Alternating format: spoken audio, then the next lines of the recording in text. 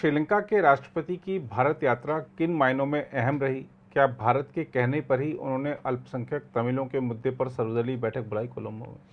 देखिए, काफ़ी समय बाद एक्चुअली हमारे बीच, भारत और श्रीलंका के बीच में 1-to-1 बात हुई है जब ये आए हैं।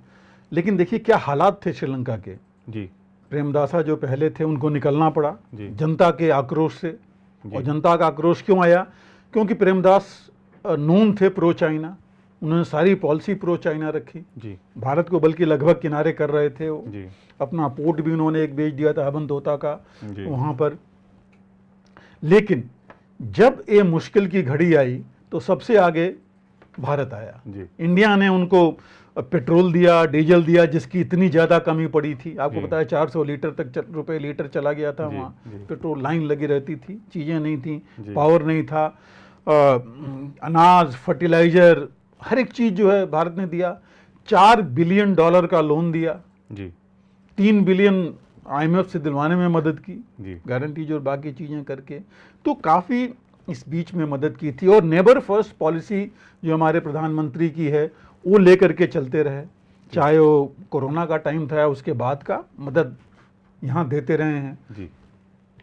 लोग तो यहाँ तक है कि भाई अपने पास प्राइसेस बढ़ रही हैं डीजल पेट्रोल के, हम वहाँ दिए जा रहे थे, लेकिन फिर भी इन्होंने नेबर फर्स्ट में ये चीज़ की और वहाँ पर उन्होंने ये चीज़ें दी। तो एक चीज़ है जो कि और आप देखिए पहली बार इतना ज़्यादा जन आक्रोश हुआ श्रीलंका में, और आधी चीज़ें डायरेक्टेड थी बिकॉज उन्होंने कहा कि सब चीज़ का जड़ तो चीन है। बिल्कुल। तो वो उनको प्रेमदासा को हटना पड़ा। और उस बीच में ये विक्रम सिंघे आए। Vikram Singhe non pro US हैं जी। ये सबको मालूम है, लेकिन चाइना का इन्फ्लुएंस कितना हो रखा है ये भी हमें देखना पड़ेगा। जी। अब इसमें देखिए हमारा इंडिया का क्या, भारत की जो आप चिंताएं नहीं कहूँगा, मैं कहूँगा कि जो हम वहाँ चाहते हैं कि उस तरह रहे, उसमें हमारी मेन एक चीज़ है कि श्रीलंका बहुत इम्पॉर्टेंट हमारे लिए दो चीज़ों से। इंडियन ओशन में वो बहुत इम्पॉर्टेंट है, छोटा लेकिन इंडियन ओशन में है। और वहाँ अगर चीन का इन्फ्लुएंस हो गया, जैसे हबनतोता पोर्ट दे दिया एक पोर्ट और वो हो गया, तो हमारी सारी गतिविधियाँ जो भी हम Indian Ocean, Indo Pacific, South China Sea इधर देखना चाहते हैं, वो जो है उसमें हमें प्रॉब्लम आएगी। और वहाँ से वो हमारी सारी गतिविधि देख सकता है जी। तो बड़ी स्ट्रेटेजिक इम्पोर्टेंस है श्रीलंका की हमारे लिए जी। तो वो चीज़ हमें देखना बहुत ज़रूरी है। ओरिजिन देखिए दोनों का एक ही है। तमिल्स हमारे इतने ज़्यादा हैं, वहाँ अल्पसंख्यक में हैं, लेकिन आप सिनालिज भी देखिए तो जो बुद्धिस्ट हैं वो तो एक तरह से हमारे ही हुए जी। बुद्ध तो हमारे यहाँ से गए वहाँ पर, तो वो भी वहाँ पर हैं। दूसरी चीज़ जो है, जैसे हमने कहा चाइनीज इन्फ्लुएंस इतना ज़्यादा था पैसों और बाकी चीज़ों से कि आप देख लीजिए कि कितना फ़र्क पड़ा इससे। दूसरा, जैसे विक्रम सिंघे पावर में आए हैं, ये बहुत ज़रूरी था कि उनको सबका सपोर्ट लें जी।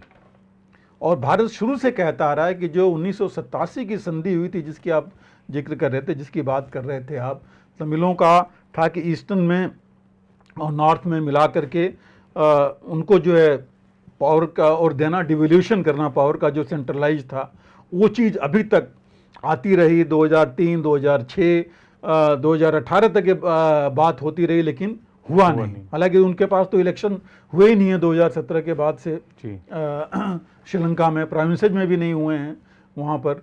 तो ये जो चीज़ थी वो सिनालिज की अपोजिशन था, इस वजह से ये चीज़ें हो नहीं पाई।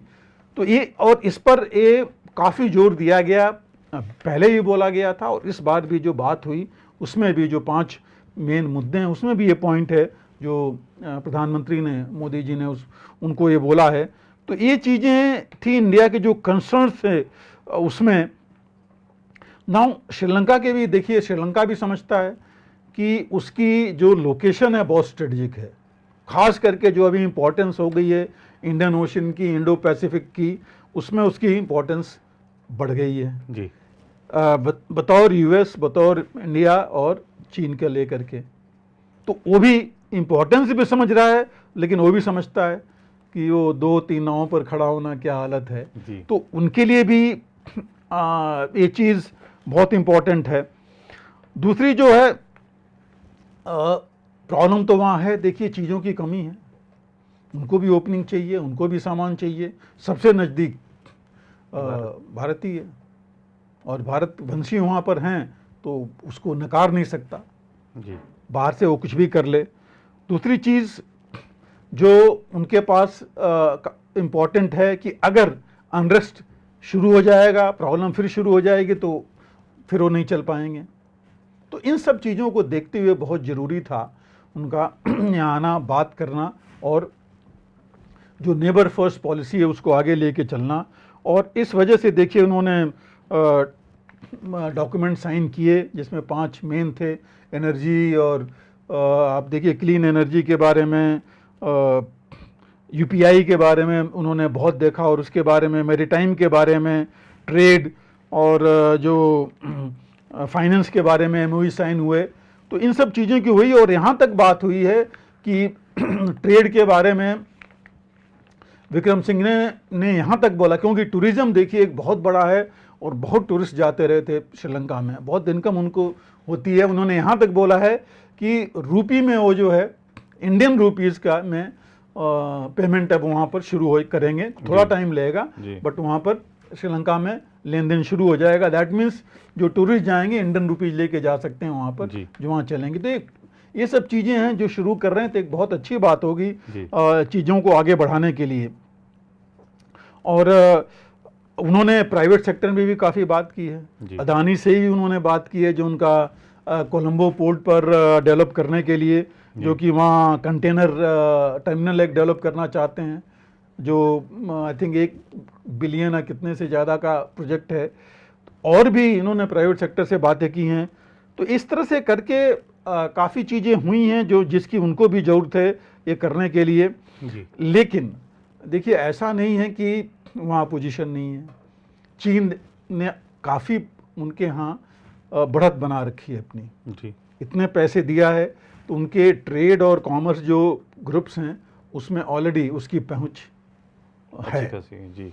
और जो अभी अगर आप रिपोर्ट देखिए, डेली मिरर में रिपोर्ट है जो ये कहता है कि हमें जो है ओवर डिपेंडेंट, उन्होंने इन जनरल बोला है कि हमें ओवर डिपेंडेंट नहीं हो जाना चाहिए किसी भी फॉरेन सोर्स पर, और उनके ट्यून्स पर नहीं डांस करना चाहिए जी।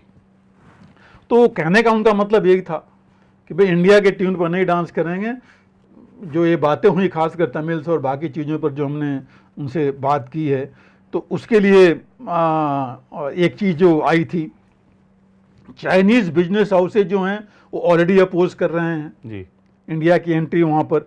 खास करके एक डेली एफटी करके उनका पेपर है जिसने, जो कि प्रो चाइनीज़ चीज़ें लिखता है, उसने खास करके प्रोजेक्ट किया कि एलएनजी टर्मिनल एक बनना था, जो कि उसी की जो हम बात करते, जो उन्होंने पहले चाइनीज़ को दे रहे थे, वो अब जो है वो उन्होंने रीथिंक कर रहे हैं, और मोस्ट प्रॉब्ली हो सकता है इंडिया को मिले जी। तो उस पर उन्होंने ऑब्जेक्शन किया है। तो ये चीज़ें वहाँ पर चलते ही रही हैं। और जो मेन चीज़ हमारी तमिल्स वाली है, एक वो चीज़ तो है ही जो कि जो रिस्पेक्ट, डिग्निटी और इसकी बात की हुई हमने, जो इनका 13th अमेंडमेंट है उसके फुल इम्प्लीमेंटेशन की भी बात हुई है कि जिसको ये करें। और जो एकॉर्ड हुआ था उस समय श्रीलंका के साथ, उसकी भी इम्प्लीमेंटेशन की बात ये हुई है। तो थोड़ा सा अपोजिशन है, लेकिन उन्होंने जा करके अच्छी एक पहल की है, जहाँ बोला कि सारी पॉलिटिकल पार्टीज़ को सिग्नलाइज, आई मीन जो भी अपोजिशन है सबको ले करके हम चलेंगे और इस एकॉर्ड को आगे बढ़ाएंगे। तो ये सब चीज़ें हैं जो कि एक अच्छी पहल है जो इन्होंने किया, और ज़रूर उनको लगा होगा कि उससे उनको फ़ायदा होगा। हालांकि चीन का $7 बिलियन का लोन है इनके ऊपर, जिसको इन्होंने रीपेमेंट करना है, उसकी प्रॉब्लम है। जहाँ तक हम बात कर रहे थे कि जब ये यहाँ पर थे उस समय एक चाइनीज डेलीगेशन श्रीलंका में भी आया हुआ था, और श्रीलंका के फॉरेन मिनिस्टर आसरी या क्या नाम है उनका, वो चीन में थे जी। अभी जो है इन्होंने भी, विक्रम सिंघे ने भी चीन में जाना है, इनकी विजिट ऑलरेडी वहाँ प्लान्ड है जी। ये भी चीज़ें हैं जी। तो इसके साथ साथ